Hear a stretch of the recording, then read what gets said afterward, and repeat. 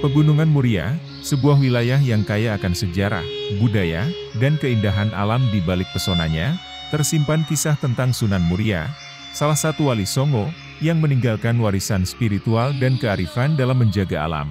Sudanan wala nafsu. Namun, kini Pegunungan Muria menghadapi tantangan lingkungan yang mengancam kelestariannya. Tak hanya itu, Pegunungan Muria juga menjadi rumah bagi macan tutul Jawa yang terancam punah dan menyimpan jejak prasejarah yang memukau.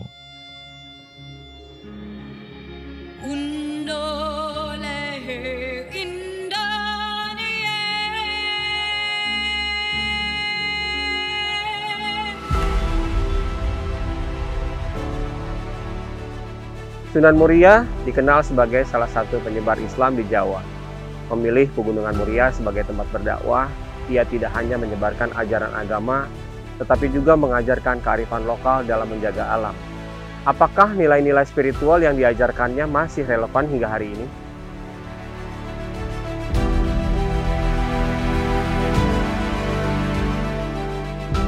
Satemene urip iku kudu tinata ing ati menawa raga lan alam rese alam rese raga. Pesannya kan kita itu hidup itu harus bisa menata, mampu membangun diri, menjaga hati, bahkan termasuk kesehatan. Rogo alam, ini raga kita. Kemudian alam ini butuh perawatan, butuh penjagaan. Memang harus betul-betul kita lestarikan. Ya, budaya suci. Tembung suci itu ya suci ya resik. Ya alam ya rogo. Memang hati juga harus suci. Jiwa kita tidak terpengaruh. Itu dihitung-hitung itu. Ya, salah satunya ya ini yang kinanti itu.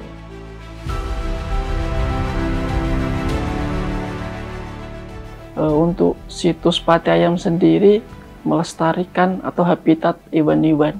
Dikasih nama situs Pati Ayam ini terinvestasi dari sebuah bukit yang ada di Pati Ayam. Dulunya nggak ada berani yang naik ke sana waktu di Pati Ayam masih lebat. Tapi sekarang di Pati Ayam Gundul ya mereka akhirnya naik ke puncak-puncak itu sendiri seperti itu.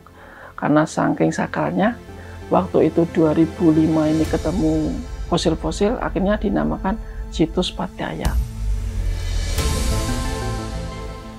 Saluran irigasi yang hilang tahun 2001 karena sedimentasi tertimbun tanah, karena sudah tidak ada tegaan itu, memang berdampak sekali. Akibatnya dulu sawah yang ditanami tanaman pangan beralih ke tanaman perkebunan. Jadi karena kurang air, akhirnya di lahan di bawah itu sekarang banyak ditanami tebu, bukan padi lagi. Yang kami rasakan karena dampak kami, udara semakin panas, air sudah mulai berkurang, tanah semakin tandus. Pati Ayam dulu itu kan hutan belantara, reformasi gundul total, setidaknya ini sudah mulai hijau lagi. Dengan upaya kami, setidaknya Pati Ayam itu hijau dengan tanaman, termasuk tanaman buah. Dulu itu kan kendalanya setelah reformasi terus hampir 25 tahun kendalanya pemerintah memasakkan tanaman keras. Jati, mauni, mindi itu loh. Dan itu memang nggak sinkron dengan petani. Kemudian perubahan hewan yang musnah, yang tidak ada. Dulu itu burung bango banyak, sekarang tidak ada sama sekali.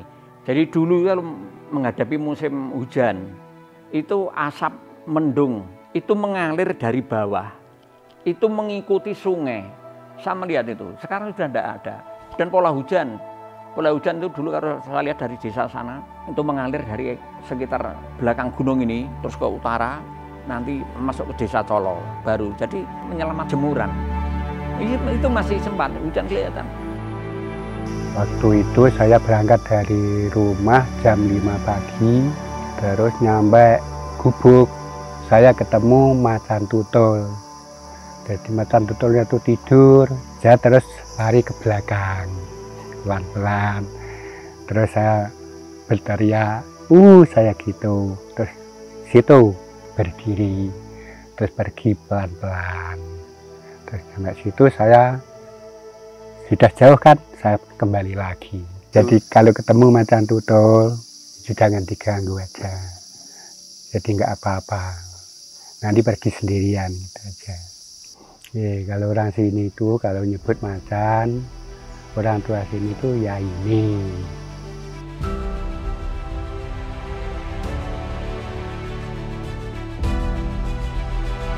Konflik pertama kali terjadi itu tahun 2018. Jadi waktu itu macan turun ke perkampungan, makan ayam dan makan kambing waktu itu.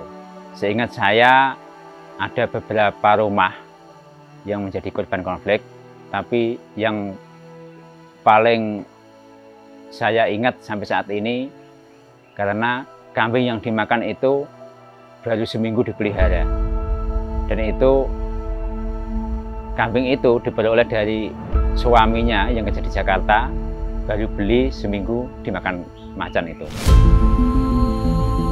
Waktu itu malam jam 10 saya mau keluar, saya nggak berani, takut saya. Pas paginya saya keluar habis subuh, terus bapak aparat kesini dicari jejak-jejaknya di bawah sana.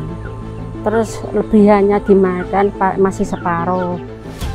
Macannya tuh ada yang melihat gede tutul, ada suaranya mbek sekali. Saya mau keluar, saya nggak berani. Kambing 1,5 juta, ayam jagonya 3, babonya 1. Dulu di sini kandangnya yang belum saya betulin, pas mau makan ditarik kepalanya, terus di kandang itu ada darahnya sedikit, terus bulu-bulunya aja yang nyangkut, nggak ada yang dari dalam, nggak ditarik kepalanya dari keluar. Cuma saya sendiri sama anak saya masih kecil, 3 SD. Kami hanya melakukan sosialisasi bahwa perbaikan kandang itu perlu. Karena selama ini warga mempunyai kandang, itu bagaimana kambingnya tidak keluar. Tapi ternyata yang di luar bisa masuk. Makanya kami sarankan bagaimana supaya kambingnya tidak keluar, tapi binatang buas yang di luar juga tidak bisa masuk. Itu kami sarankan. Tali sudah ya, aman? Siap. Sebelum kita naik, kita berdoa dulu menurut agama dan keyakinan masing-masing. Berdoa mulai. Peka mulia, hutan adalah amanah, menjaganya adalah ibadah.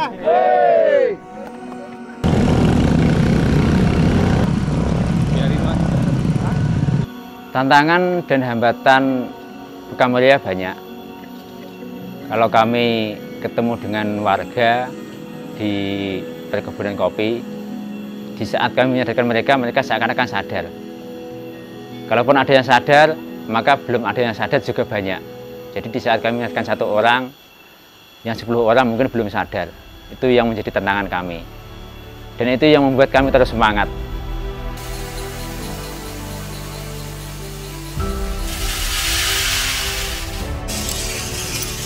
Saya memilih jadi petani kopi karena menjanjikan dengan harga nggak naik, nggak turun gitu. Dia ada waktunya naik, cuman untuk pendapatan kita itu hasilnya selalu pasti dengan harga yang stabil. Untuk saat ini kita jual kopi seperti di Magelang, Temanggung. Untuk saat ini masih seperti itu. Kalau untuk yang daerah Colo sendiri mungkin paling sedikit sekitar 60 petani. Hutan seperti Gunung Muria ini sangat berharga lah buat saya, buat seperti anak cucu saya nanti gitu kan. Karena dengan ekosistem yang masih terjaga, di situ kan kita masih bisa berkesinambungan untuk berkelanjutan dan seterusnya. Walaupun kita mengambil hasil dari alam pun seperti kopi, tapi kalau kita masih menjaga ekosistem yang ada di gunung itu, insya Allah kan masih terjaga. Di lereng Gunung Muria, tumbuh tanaman khas bernama parijoto. Buah mungil berwarna ungu ini tak hanya kaya khasiat, tapi juga menggerakkan roda ekonomi warga. Lewat tangan UMKM lokal, parijoto diolah menjadi produk bernilai dari manisan hingga jamu. Alam memberi, warga mengolah, kehidupan pun tumbuh bersama. Kalau parijoto itu emang dari tutur mbah kita, nenek moyang kita, bahwa parijoto itu emang dari dulu sudah ada ceritanya, ada mitosnya, ada manfaatnya itu. Jadi kalau untuk menemukannya sih lebih ke produknya ya. Kalau untuk parijotonya emang itu warisan dari Mbah Sunan Muria kalau orang sini banyak. Prioritas utama memang misi kami adalah pemberdayaan. Jadi kami mengambil buah parijoto dari petani. Bahkan bukan hanya di Muria sebagian Desa Colos ini, sampai 3 kabupaten, karena Gunung Muria kan terbagi 3 kabupaten. Sampai di saya ngambil itu dikirimi petani itu dari Desa Tempur, Jepara itu juga ngirim ke sini. Terus ada dari Pondokan, Mati itu juga ngirim di sini. Terus Kudus sendiri, Kudus itu ada beberapa desa. Jadi kalau parijoto itu kan emang dulunya tanaman liar di Gunung Muria yang sekarang sudah banyak petani yang menanam. Salah satu harapan kami kenapa memberi contoh untuk membuat produk itu harapannya biar masyarakat itu tidak merambah luas, naik gitu. Harapannya bukan kalau mereka bertani semua otomatis ada risiko untuk naik merambah. Makanya kami memberi contoh kepada masyarakat, bisa loh nih dibuat olahan gitu. Ya setidaknya untuk menekan hal-hal yang tidak diinginkan. Dan sekarang juga produk parijoto sekarang di Colo itu kan sudah ada 6 UKM lagi yang membuat. Kalau beberapa orang yang sudah sadar, itu maka mereka akan berhenti merambah. Tapi kalau yang belum, selama masih ada tanahnya, masih ada peluang untuk merambah, maka akan terus merambah. Itu yang menjadi tantangan terbesar kami. Melestarikan Muria itu bagi kami bukan hanya tugas, tapi sebagai ibadah. Karena sesuai dengan moto yang diwariskan Pak Sokip, hutan adalah amanah, menjaga adalah ibadah. Jadi kami niati ibadah, karena saat kami melindungi hutan, melindungi alam, maka alam dan hutan akan melindungi kami. Itu alasan utama yang harus kami jaga terus-menerus, kami wariskan ke anak cucu kami. Lereng Muria tak hanya menjadi situs religi, namun juga menjadi museum yang hidup, seperti yang ada di hadapan saya saat ini. Kawasan lereng Pati Ayam menyimpan artefak prasejarah dan sejarah nasional. Sayangnya, Pegunungan Muria kini menghadapi ancaman serius. Deforestasi, erosi, dan perubahan iklim mengancam kelestarian alam termasuk habitat macan tutul Jawa dan situs prasejarah. Bagaimana masyarakat setempat merespon tantangan ini?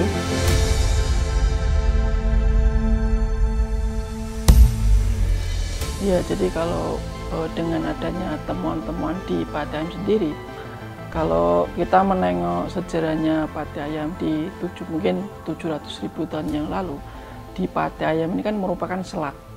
Jadi Pati Ayam, Muria ini dulunya pulau tersendiri, terpisah dari daratan utama Pulau Jawa, dipisahkan oleh selat. Untuk jadi daratan ini gara-gara aktivitas Gunung Muria, Pati Ayam, pergerakan lempeng bumi untuk pengangkatan di Pati Ayam. Tapi waktu itu di Pati Ayam ini nggak langsung jadi daratan, ada rawa-rawa, danau, lembah, perbukitan, hewan-hewan ini masuk ke Pati Ayam.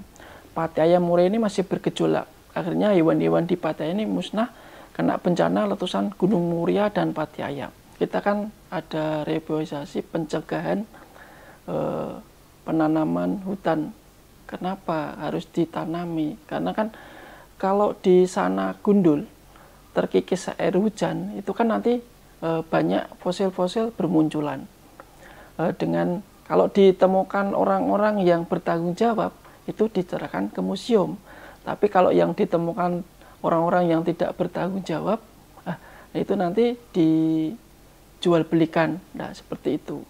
Terus dengan adanya reboisasi penanaman buah-buahan dari pihak Jarum Foundation, itu salah satu juga manfaat pelestarian ekosistem yang ada di situs Pati Ayam.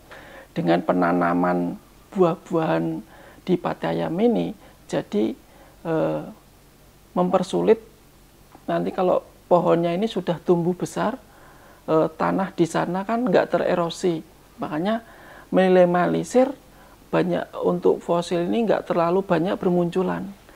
Jadi dengan adanya buah-buahan nanti masyarakat dapat langsung ekonomisnya, pohonnya besar rindang, nanti dapat penghijauan di Pati Ayam. Kami pun berterima kasih karena mau melestarikan dengan apa, tanpa adanya upaya pelestarian hutan-hutan di Pati Ayam, nanti akan gundul dan banyak fosil yang bermunculan lagi. Dari masyarakat kami berupaya bagaimana kita bisa mencari sumber air seperti zaman dulu, kangen sebetulnya. Dan tujuan kami untuk tanaman keras itu sebagai pagar desa. Sehingga nek kami tidak berbuat, kami ketakutan akan alam itu marah terhadap masyarakat kami. Alhamdulillah mulai tahun 2019 kami disupport Bakti Lingkungan Jarum, dikasih benih dengan tidak pamrih apa-apa, yang penting petani mau menanam. Akhirnya kami menyosialisasikan dengan anggota kami menanam tanaman keras itu mulai tahun 2019. Tahun 2020 itu alhamdulillah kami bisa menanam itu sekitar 57 hektar dengan kurang lebih benih 5.300, dan untuk tahun kemarin kami sudah bisa berproduksi. Nek tanaman yang sudah berproduksi sebetulnya hanya mangga, tetapi kami dari Bakti Lingkungan Jarum itu dikasih beberapa jenis tanaman keras seperti mangga, pete, alpokat, ada pamelo, dan ada durian. Beberapa jenis, cuman kami baru bisa menghasilkan itu yang untuk jenis tanaman mangga. Harapannya petani kan tanaman buah. Mau ibaratnya tanaman apa, ibaratnya memang buah, yang penting kedepannya Pati Ayam hijau. Dengan buah pun bisa hijau kan gitu sih. Kalau nggak gitu ya selama ini gundul kan gitu. Dan dengan hutan Pati Ayam itu hijau, dan nanti kedepannya kan setidaknya desa-desa penyangga yang di bawah desa kami kan tidak banjir dan lain-lain. Mesti kalau banjir mesti naruh anunya ke tempat kami Pati Ayam ini, karena mata airnya dari Pati Ayam.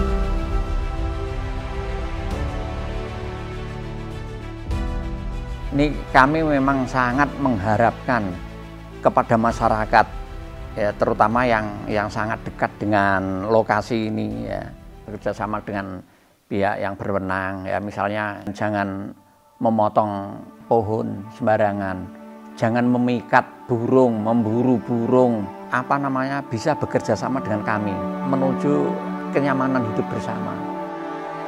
Kisah Sunan Muria mengajarkan kita bahwa menjaga alam adalah tanggung jawab bersama. Melalui upaya konservasi dan kolaborasi, Pegunungan Muria dapat tetap lestari untuk generasi mendatang. Mari kita terus menjaga warisan ini, bukan hanya untuk alam, tetapi juga untuk kehidupan kita semua. Khususnya petani parijoto, ya kami berharap tetap semangat untuk bertani. Ya, cuma bagaimana kita menyeimbangkan, ya bukan hanya petani ya, bagi masyarakat semua lah. Bagaimana keseimbangan, jadi bagaimana kita mengambil dari alam dan kita kembalikan ke alam gitu. Dan bahwa parijoto ini yang berawal dari mitos menjadi komoditas, menjadi kekayaan Muria seutuhnya. Berbekal nilai-nilai yang diajarkan Sunan Muria, masyarakat, dan berbagai pihak berupaya memulihkan ekosistem Pegunungan Muria. Dari penanaman pohon hingga pengelolaan sumber daya air, upaya ini tidak hanya menyelamatkan alam, tetapi juga melindungi habitat satwa dan situs prasejarah. Saya Didi Kasim, National Geographic Indonesia, Pusparagam Gunung Muria.